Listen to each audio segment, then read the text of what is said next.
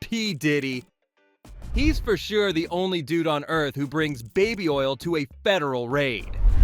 From Harlem hustler to courtroom regular, this is the saga of a billionaire whose scandals have more range than his discography. So grab your popcorn, dim the lights, and maybe alert your lawyer, because this is everything wrong with P. Diddy. Sorry to interrupt, but this video is sponsored by P. Diddy's baby oil. Smooth content deserves smooth subscribers. Thanks. The 90s. Sean Combs, born in 1969, crawled out of Harlem with dreams bigger than his eventual rap sheet. His dad, a drug kingpin sidekick, got murdered when Sean was 2, setting the stage for a life where drama clings like cheap cologne. Mom juggled 4 jobs to pay the bills, which explains why Sean's work ethic is half hustle, half hubris. He swaggered into Howard University, only to ditch it faster than a one-hit wonder's career, convinced he was already Einstein in Air Jordans. Starting as an intern at Uptown Records, he clawed his way up like a caffeinated squirrel, eventually birthing Bad Boy Records and unleashing Biggie, Mace, and his own puffed-up persona. Sure, he went from street kid to mogul, but this origin story sequel is less Marvel superhero, more courtroom train wreck with a side of baby oil. The year was 1991, and a young Sean Combs decided to throw a charity basketball game at City College of New York. What could go wrong? No, just about everything. The event was so poorly planned, oversold, undersecured, and managed like a toddler's birthday party on fire that when the doors opened, thousands of fans rushed in, triggering a stampede that left 9 people dead and dozens injured. 9 dead for a charity game. Investigations revealed that Combs and his team ignored safety warnings and completely failed to prepare for crowd control. But hey, the Flyers looked cool, right? This tragedy wasn't just a scheduling fail, it was a chilling preview of what happens when hype trumps responsibility.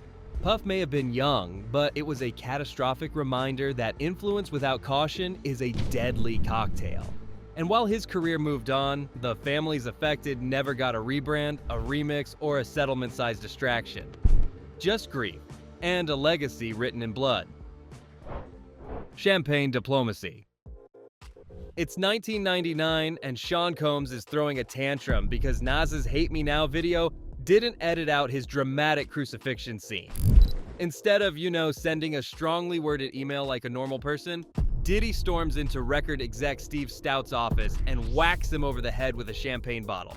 Pop, fizz, concussion. Nothing says, I'm a spiritual icon like trying to knock someone's lights out over a music video cameo. The result? Stout slaps him with a lawsuit, Combs coughs up $500,000 to make it go away, and hip-hop gets a story stinkier than a thrift store fur coat. No charges, because when you're a star, crimes are just glittery inconveniences. This wasn't just a fight, it was Diddy's ego screaming, "How dare you not worship my cross moment?" Gospel of Puff. Mess with my edit, and you're catching a bottle, not a vibe. The Burqa Chronicles. Oh, you thought this was going to be a normal scandal. Oh, please.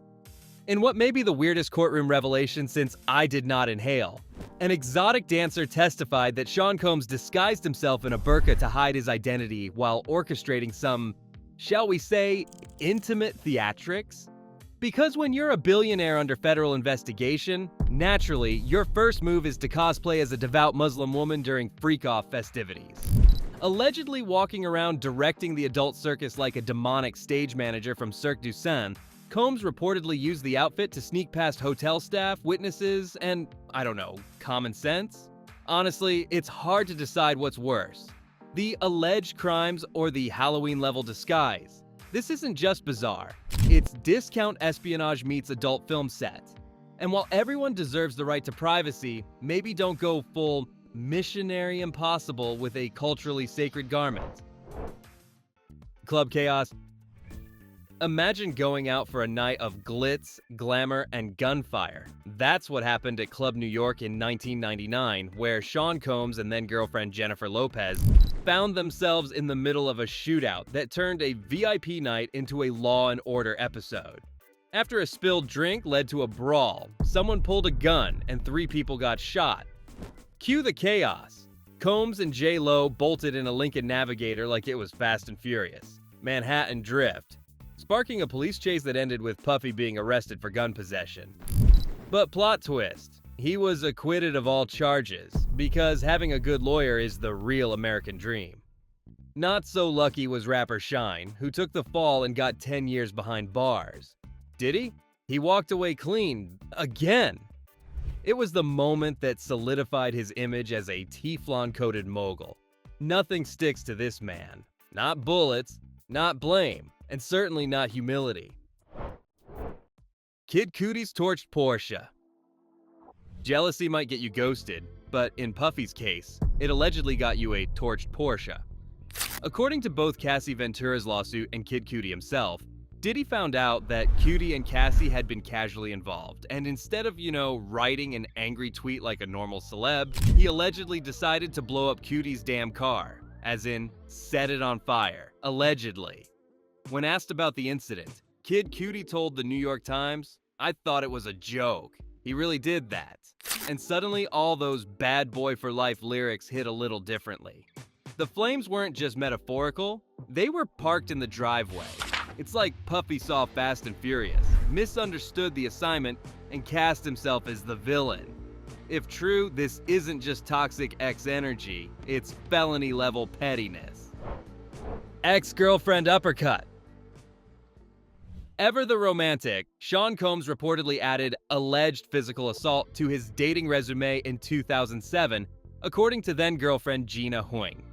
She later testified that Combs hit her multiple times during their relationship, painting a disturbing picture that unfortunately fits neatly into a pattern forming like an unpaid bar tab. But wait, there's more. Gina also appeared in a since-deleted viral video showing him shoving her, just in case anyone needed a visual aid. What began as tabloid gossip quickly evolved into part of a troubling timeline where bad boy stops sounding like a brand and starts sounding like a court designation. Puffy, buddy, if you're going to keep proclaiming your innocence, you might want to stop allegedly racking up enough assault claims to qualify for a UFC belt. At this point, people don't know whether to put you in a studio session or an anger management intervention. Spoiler, you're not getting a Grammy for Best Domestic Violence Denial. Thread count, criminal edition. In 2003, it wasn't just Combs' beats making headlines, it was his sweatshops. Factories in Honduras producing his Sean John clothing line were accused of treating workers like disposable sewing machines. We're talking forced overtime, invasive body searches, and pay so low it made minimum wage look luxurious. Human rights groups didn't just raise red flags, they raised red alarms. And Puff's response? Classic PR jazz hands. He immediately looked into it, promised reforms, and then rebranded harder than Prince, changing his name to a symbol. Because nothing says ethical entrepreneur like, I had no idea my label was built on misery.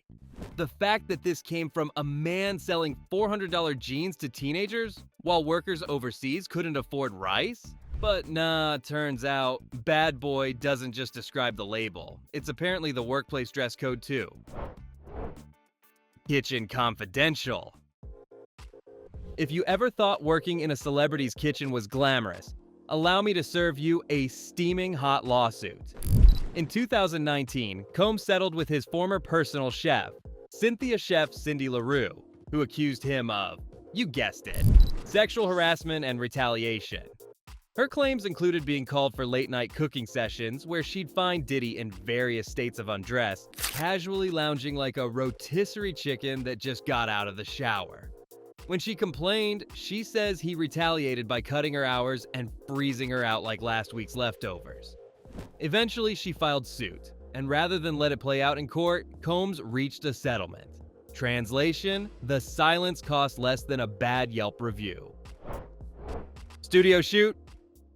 Ah yes, just when you thought the only thing getting shot in a recording studio was a verse, bam! Allegedly, in 2022, someone opened fire at one of Sean Combs' studios, and according to a lawsuit, instead of calling the police like a decent human being, Puffy and his son Christian allegedly helped cover it up like it was a bad mixtape. Witnesses claim they were told to shut their mouths and scrub the security footage, which, if true, makes Diddy less like a music mogul and more like the world's worst crime scene cleanup crew. It's not every day your PR strategy includes obstruction of justice as a bullet point. You'd think by now the guy would have learned that erasing security tapes never works, especially when half the planet already assumes you run your empire like it's a low-budget crime thriller. Daddy Combs allegedly tried to protect baby Combs, but all it really did was turn this family business into an episode of Law & Order VIP Unit. The Hangover. In 2023, drinks giant Diageo decided they'd had enough of Combs' crap and cut ties after years of pushing his Ciroc vodka and tequila brands like they were the holy grail of hangovers. Combs had filed a lawsuit accusing them of racial discrimination, claiming they treated his brand like the stepchild of the booze aisle. Diageo responded by basically saying, "No, you're just bad at your job," and noped out of the partnership entirely. It's like a messy breakup where both sides claim to be the victim, but you're left wondering if either of them actually liked each other to begin with. This wasn't just a failed business deal. It was a corporate divorce with lime wedges. Brianna versus the beatdown. Just when you thought the alleged assault trend had hit its saturation point, enter Brianna Bongolan, a former assistant who testified that Sean Combs attacked her in 2016. Her account, a physical altercation straight out of an HR nightmare, where Puffy allegedly went from boss to brawler in under 60 seconds. Combs' defense, he couldn't have done it because he wasn't even there, Your Honor. Classic. The old "I was out of town while my fists were allegedly working" overtime excuse. The case didn't go to trial, but her testimony adds another disturbing bead to the growing rosary of assault claims orbiting this man's orbit. At this point, the phrase "pattern of behavior" is doing heavy lifting, like CrossFit level heavy. Maybe next time, just send a passive-aggressive memo. Brother Love. In 2017, Sean Combs rebranded himself as Brother Love, because when you're facing waves of lawsuits and public scrutiny, the obvious fix is a name change that sounds like a failed 1970s televangelist. He claimed he'd now only answer to this new moniker, a vibe that would promote positivity, peace, and possibly intense secondhand embarrassment. Brother Love sounded less like a spiritual rebirth and more like a rebranding strategy cooked up at 3 a.m. after 2 bottles of Kurok and a mood board. Spoiler alert, if you need a nickname to distract from your lawsuits, it's already too late. Where's the remote control? Brace yourselves. This one's grim and downright bizarre. In a 2024 documentary, a woman stepped forward with a chilling claim. Sean Diddy. Combs assaulted her with a TV remote control. Yep, the channel changer, not some gritty metaphor. Her on-camera testimony, raw and unflinching, described a traumatic attack that left her scarred. And honestly, who wouldn't be? The only button Puffy should have hit was eject on his own behavior. This isn't tabloid trash or a wild X post. It's a documented allegation from a serious interview, backed by her visible pain. Combs denies it because of course he does, but the public's side-eyeing that remote like it's evidence in a dystopian crime show. The sheer weirdness doesn't dilute the horror. It just makes this feel like Black Mirror scripted by someone with a grudge and a gavel. The party nobody forgot. If you're looking for the darkest corner of the Diddyverse, here it is. In 2023, a woman dropped a bombshell lawsuit claiming that in 2000, when she was just 13, Combs and Jay-Z raped her at a party. The allegations? She was trafficked to the event by music industry creeps, drugged, and assaulted by the 2 rap titans. Yeah, it's as sickening as it sounds. The case got tossed out in 2024, not because the story didn't hold up, but due to some legal fine print nonsense. That dismissal didn't clear anyone, it just lit a match under X, sparking conspiracy theories and rage-fueled debates. Jay-Z's out here shouting lies, while Diddy's too busy hoarding lawsuits like they're rare Charizards. True or not, child and Combs in the same sentence is a gut punch that screams wrong. Forget bad boy, this is villain level vile, and the stench lingers. Diddy on trial. If you thought all the bad boy branding was just 90s hip-hop swagger, surprise. In 2025, he's starring in a Manhattan federal trial slapped with charges of sex trafficking, racketeering, and transportation for prostitution. A Ryko case that's more Sopranos than Shiny Suit era. Prosecutors say Combs turned his empire into a sleazy Wolf of Wall Street reboot, swapping stock scams for freak-off parties and enough body oil to lube a cruise ship. If convicted, he's looking at life behind bars, which cramps any Coachella comeback plans. This isn't some tabloid takedown. The FBI, Homeland Security, and U.S. Marshals crashed his L.A. and Miami mansions, hauling out evidence like it's a Black Friday raid. It's less making the band and more making a felon, with Diddy's legacy teetering on trading Grammy Gold for prison gray. Buckle up, Puffy. This drama's unscripted, and the only hit you're dropping might be rock bottom. Cassie's nightmare.